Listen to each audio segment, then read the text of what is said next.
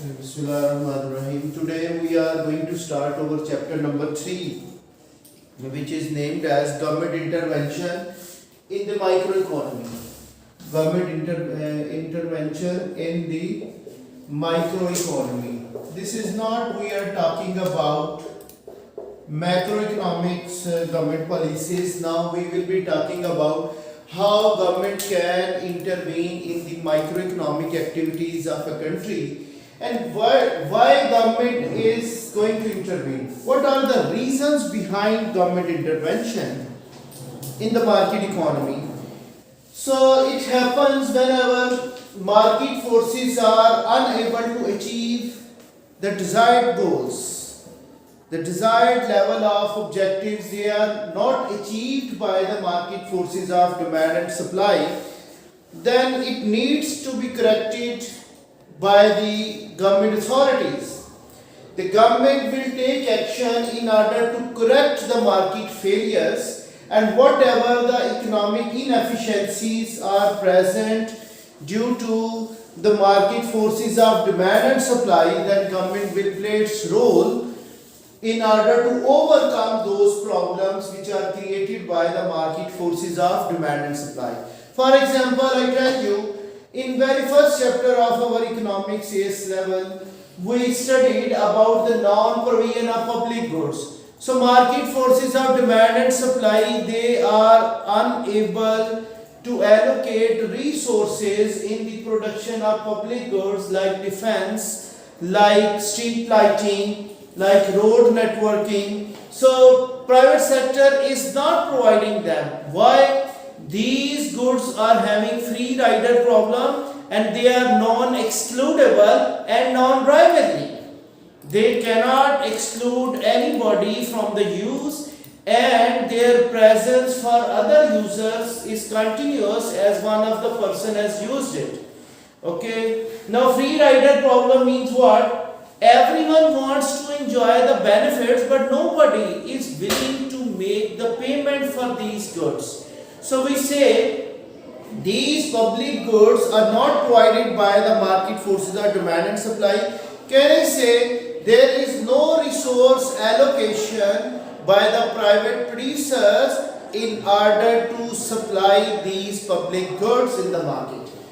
Therefore, we find economic inefficiency by the market forces of demand and supply. They are not providing us the public goods. Therefore, it requires a government actions in order to make possible the provision of these public goods. Another economic inefficiency of the market forces is that merit goods are undersupplied because of the information failures on behalf of the consumers. So when consumers are not having accurate information about the merit goods, how much they are benefited to the consumers, then they will be under consuming it and the producers of the merit goods, they will not be supplying these goods and services to majority of people in the society. Okay, so again we find under allocation of resources by the market forces of demand and supply in case of merit goods as well. Whereas the demerit goods, we had studied them in our very first chapter that they are harmful to the consumers, but due to lack of information they are still consuming these demerit goods. So we find that the producers of demerit goods, they are oversupplying them, and when they are oversupplied, resources will be more allocated in the production of demerit goods. So can I say the market system is working inefficiently in public goods, in merit goods, and in case of demerit goods. Alright. So as far as your AS level syllabus is concerned, we find these types of economic inefficiencies by the market forces of demand and supply. As you approach to A2, there can be the other reasons, we will be studying them in A2. Okay, these are the economic economic inefficiencies which are created by the market system. Economic inefficiencies.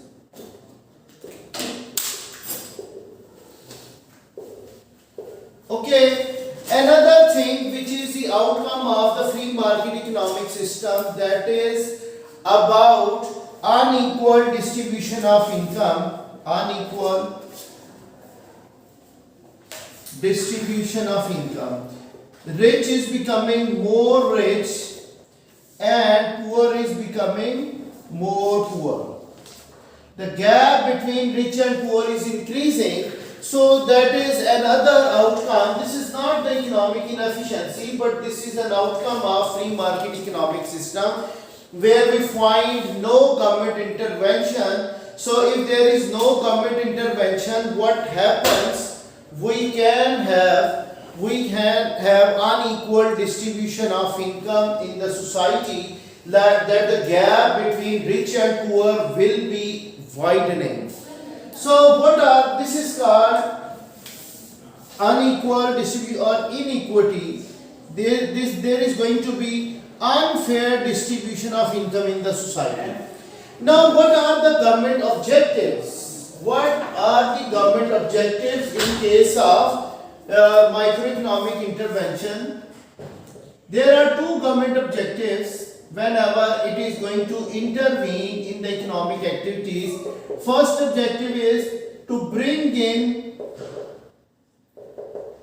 economic efficiency, like wherever market is not achieving economic efficiency, the government will intervene in order to achieve this type of economic efficiency.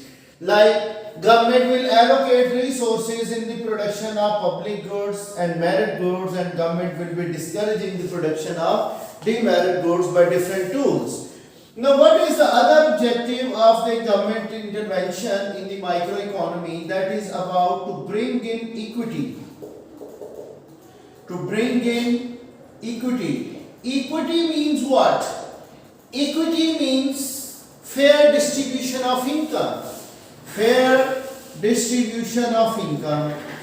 This is going to be another objective of government intervention, where we find fair distribution of income.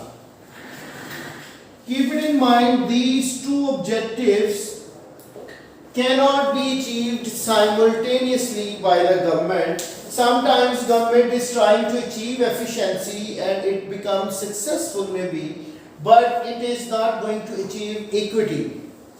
Equity cannot be achieved, okay, if efficiency is approached. And when government is trying to achieve equity, it is difficult for the government to achieve efficiency at the same time.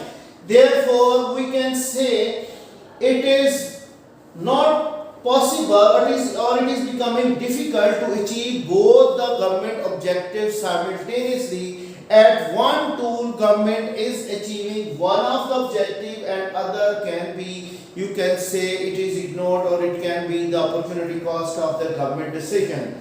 Okay. Now what tools government will be using in order to achieve these economic objectives? What are the different types of tools which are used by the government policy makers in order to achieve these objectives of efficiency and equity? Equity, I don't mean like you are studying them in your accounting subject that equity means shares. Here we are talking about fair distribution of income in the meaning of equity. Now the tools of government intervention. Tools of government intervention.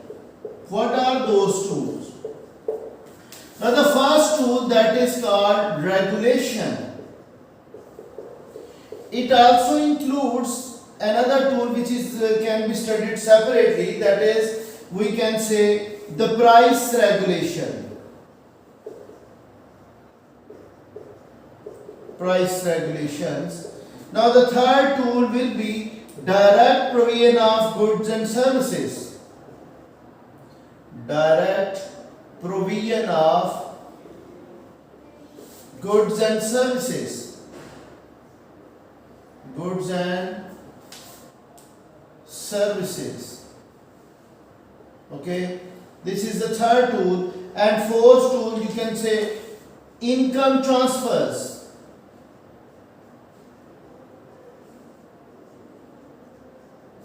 And fifth one, there is going to be financial intervention.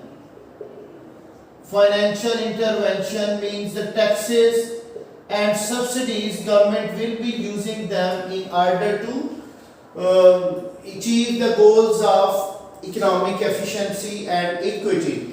So first of all, I am going to explain what is meant by the government regulations. Regulations means now the government is making rules for the private people in the country.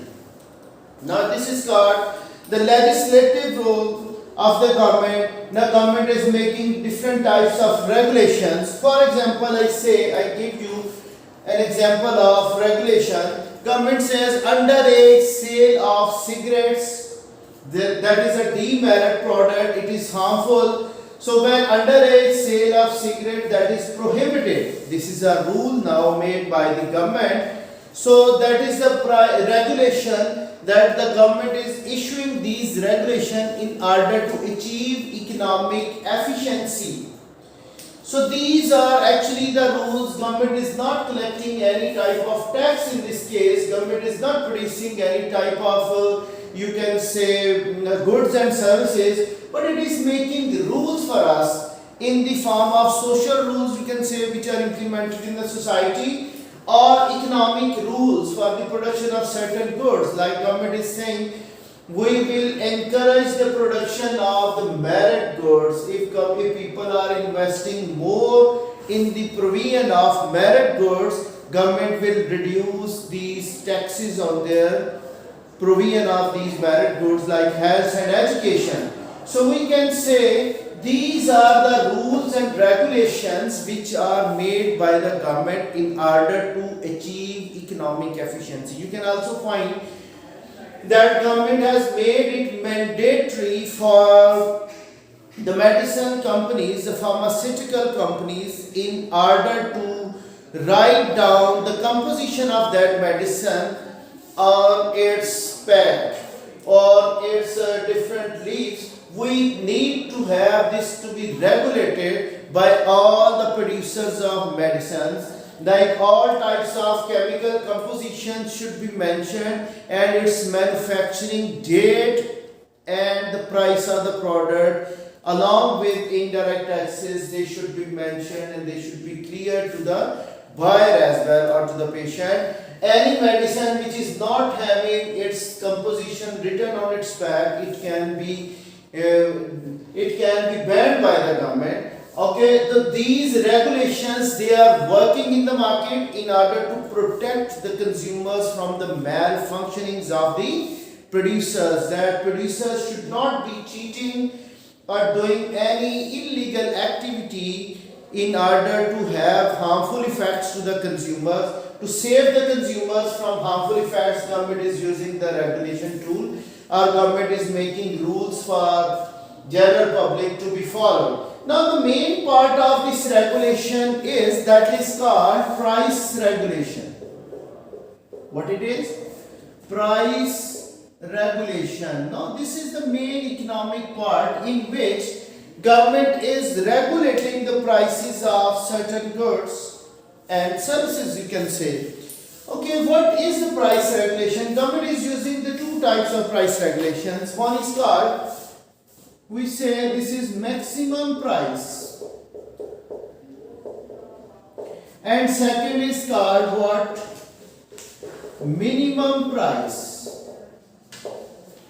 Okay, so what do we mean by maximum price? This is also called in some of the books, in some of the MCQ papers, that this is called price ceiling. Government is saying this is the maximum price limit a producer can sell his product.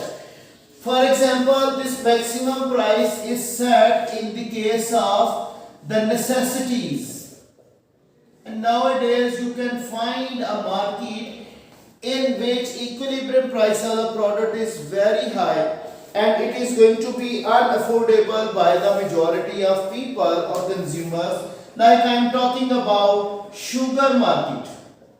You can say its market equilibrium price, where market is cleared, you can say it is rupees 110 per kg, which is very high, which is unaffordable by majority of the people in such a developing country. So we say government is saying now they have set a maximum price.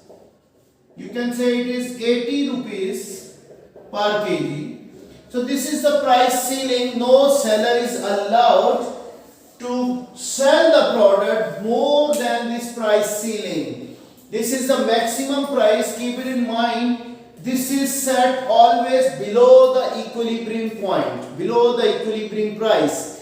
Now the government is doing the price regulation in order to set it below the equilibrium price, because the market equilibrium price is unaffordable by majority of consumers. We are having most of the people at lower income group, they are unable to afford. I make the diagram more clear to you. This is a very small diagram which cannot be seen easily while you are taking class on camera. So I am drawing over here the maximum prices, how they are working. So the first thing I say, this is the quantity and this is the price. This is market demand, this is market supply, and equilibrium price, if I say this is the market equilibrium price of the product, 110 rupees per kg. The sugar market I am taking for example. Now this is the maximum price government has sealed. Maximum price you can say 80 rupees per kg. Okay. So maximum price that is set below the equilibrium price. So you can find over here, everyone will not be able to get the product at this maximum price. What is the reason behind? Now people are demanding more. This is the demand of the product and this is the supply of the product. There is going to be a shortage if we find that there is the maximum price ceiling is set by the government. So this is called a shortage which is present due to this maximum price ceiling. Now this much supply is available, only those number of buyers will be able to get the product whatever the supply is brought into the market by the producers or sellers of sugar. So the rest of the consumers will not be able to get the product at this maximum price. In Indian market, government has set the rent controls. The maximum rents are set below the equilibrium rents, because rents, the accommodation, that is also a basic necessity, and in their market they are having the high rents for apartments. So government has made the rent ceilings for the private people in order to charge the government set rent other than the market rents, which are quite high.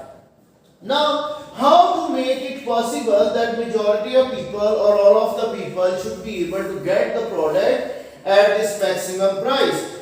One way, the method, government can ask the people to have queuing method. Like they have to stand in a queue to get the product. The government is making it possible that majority or maximum of people, they are able to get sugar at this maximum price set. The queuing method can be adopted in order to distribute the maximum of this sugar to the maximum number of people. Like previously, if everyone was buying 4 kg of sugar, so now government will ask them, each individual will be able to get only 2 kg at one time.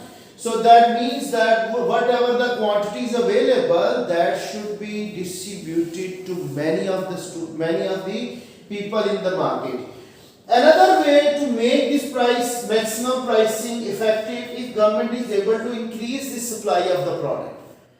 Government can bring the imported sugar into the market to increase its supply, then the domestic sellers will also be bringing their stocks to the market when the market price is also going down. So either government can increase the supply by its own ways by asking the sellers to release the stocks, or by importing the maximum quantity of sugar from other parts of the world where the sugar prices are lower than our domestic market prices. So in that case, supply will increase in the market and this maximum price will be becoming again the market equilibrium price, where demands of almost all the consumers that can be fulfilled. Now what is meant by this is the maximum price which is set in case of necessities, or it can be set in order to discourage the imports of certain goods which are also produced in our market.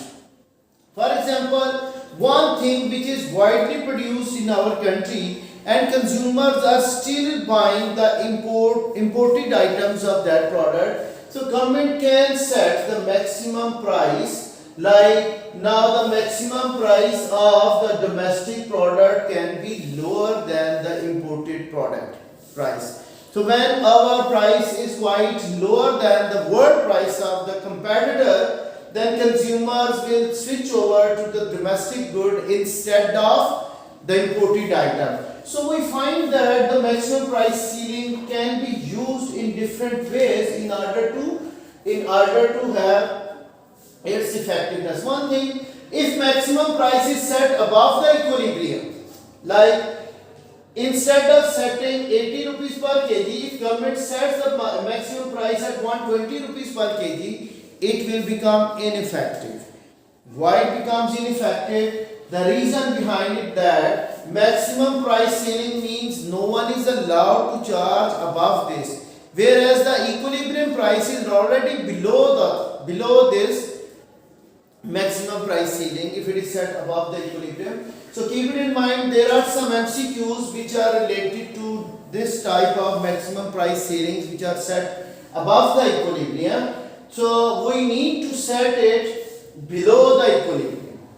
If there is any MCQ in which maximum price is set above the equilibrium, that will leave the equilibrium quantity and price unchanged in the market, because the benefit or objective of maximum price ceiling cannot be achieved when price is set above the equilibrium. Now come towards the minimum pricing that can also be used in the labor market or in the export market, or in order to discourage the consumption of demerit goods. Now I am talking about, here I am taking the labor market actually, labor, and these are the wages. So I am using the minimum wages, the minimum wage legislation or minimum wage regulation. This is the demand and supply of labor. The equilibrium wage rate, that is, you can say 8,000 rupees per month to the worker. Here we find these number of workers which are employed and they are demanded and supplied in the market. The government says that they are going to set the minimum wages. Minimum wages, you can say 15,000 rupees or more than that. Right now we are having 18,000 rupees per month, that is the minimum wage legislation. So here the minimum prices or minimum wages, they are set above the equilibrium. At market equilibrium, as we have seen in our previous maximum price setting, market equilibrium was achieving economic equilibrium. Economic efficiency was achieved. So whenever government is using maximum and minimum prices, so in that case we will have disequilibrium created by the government in the market forces of demand and supply. Okay, the minimum wages, they are set above equilibrium. Do you think everyone will be provided a job at this minimum wage rate? Use your intellect. We see in this market of labor, only these number of workers will be demanded, whereas more workers in the supply will be willing to render their services at this wage. When minimum wages are increased by the government, so many workers, those who are previously unwilling to work at market equilibrium wage rate of 8,000 rupees per month, now they are in the market to supply their services, either male or female, because now the opportunity cost of consuming time as labor will become expensive, they will come to the market. So if we can say when wages are high, minimum wages are set above the equilibrium, it may cause unemployment in the country, because less workers will be hired or demanded by the employers, whereas more workers are willing to supply their working hours. So this is also creating, like I said earlier, whenever the government is trying to achieve equity or fair wages for the people, for the workers, but it is disturbing economic efficiency which was present at market equilibrium point. Okay, so now we say about when equity or fair wages are going to be adopted by the government in order to be paid, but it is disturbing efficiency, and same was happening in the maximum price when fair pricing policy was adopted by the government. It was disturbing efficiency. So what are the other areas where minimum price flooring, this is called price flooring, floor pricing, where it can be set? You can say in order to discourage the consumption of demerit goods, government can take the help of minimum prices, minimum pricing policy.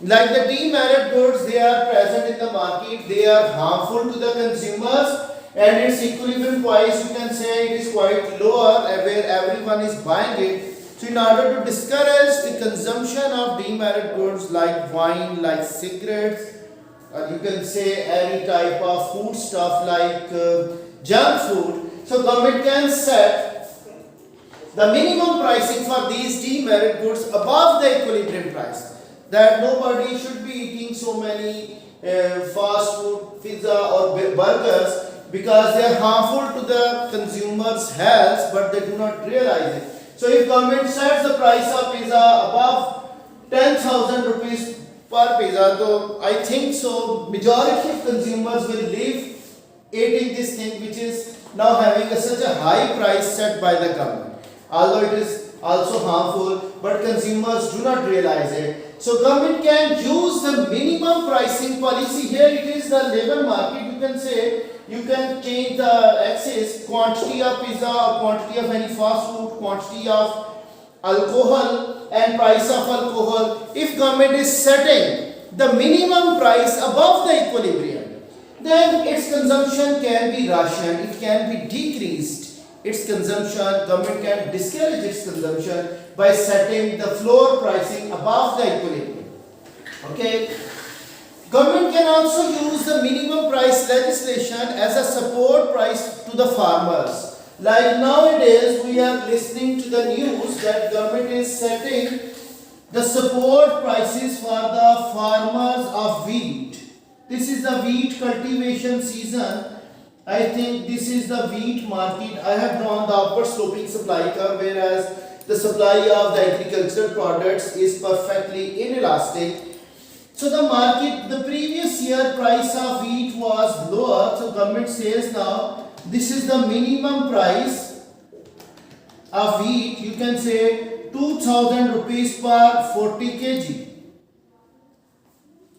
Okay. This is called a support price for the farmers, that if they are cultivating wheat right now and if they decided not to cultivate wheat because its support price was quite lower in the market and farmers were unable to cover all their expenses and nothing was left over with them. So government has increased the price of wheat in order to support the farmers. Now it is the minimum price of wheat in the market when its production or yield will be coming in the months of April and May of the 2021. Then they will be paid this price, the minimum price, by the sellers by the different wholesalers, or government may buy from the farmers at this price. So this is going to be the support price, which is in the form of minimum price regulation, which is set by the government above the equilibrium.